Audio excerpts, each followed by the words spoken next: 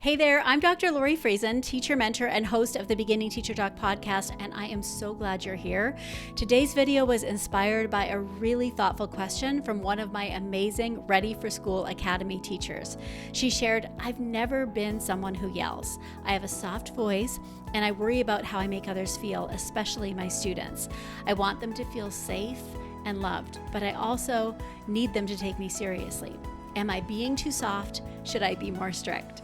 So if you've ever felt that tension between being kind and being in control, this video is for you. So let's talk about how to deliver calm, clear consequences without being mean, and how to hold your boundaries without becoming someone that you're not.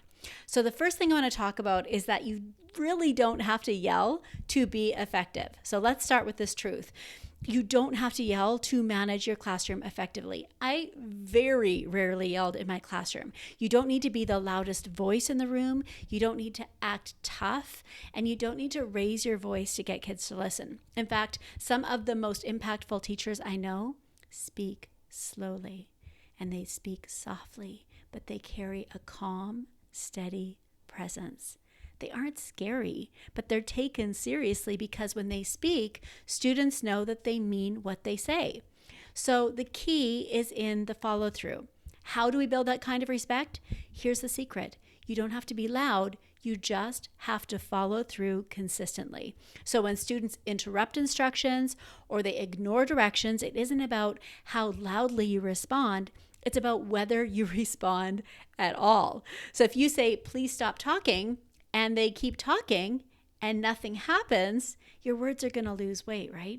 But when students see that there's a respectful, consistent consequence every time, that's when they start to trust your boundaries. Not fear, trust.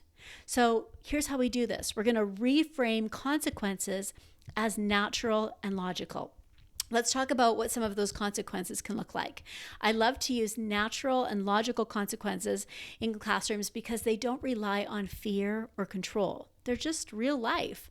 So for example, if there's talking during a lesson, you can say to your students, well, if we lose learning time now, we may lose a few minutes of free time later. If they're repeatedly off task, you can say, well, let's finish this together during a few minutes of recess or gym or after school, anytime they really don't want to have to do it, so you're not falling behind, right? It's just a natural consequence. It's a logical consequence. If they're not going to do it during work time, if they're off task, then they're going to have to do it during a time when it's less desirable, when they really don't want to miss something. If there's playground drama, if you're having a lot of drama about playground issues, you can say to your students, well, if solving problems at recess is really tricky for you right now, we might take a break from that group and talk it through together. So you can pull them aside and say, let's talk it through together instead of going to play. These aren't punishments. They're just student choices leading to outcomes. And what I really want to encourage you to think about is that boundaries are a form of love. And I want to say that really clearly. Being kind does not mean being permissive. You can absolutely be warm and loving and still have high expectations. In fact, that's what the best classroom environments are built on. When we avoid consequences because we're worried about being mean, and I'm going to say mean in like air quotes, students end up being confused, or worse, they feel unsafe.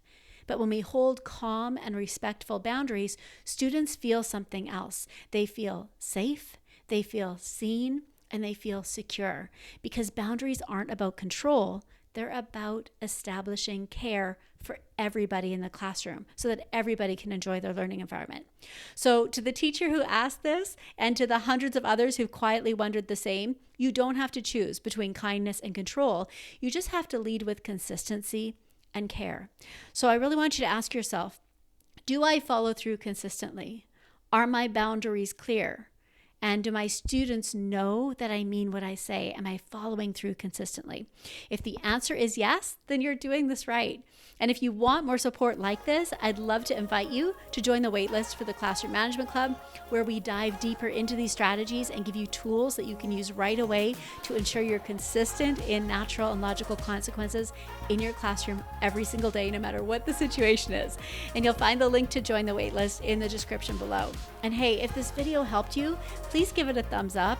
Let me know that you liked it, subscribe to the channel, and comment below with a topic you'd love for me to cover in a future video, because together we can build a classroom that works for you and for your students. So I'm here to support you. You've totally got this. And as always, remember, just because you're a beginning or veteran teacher, there's no need for you to struggle like one.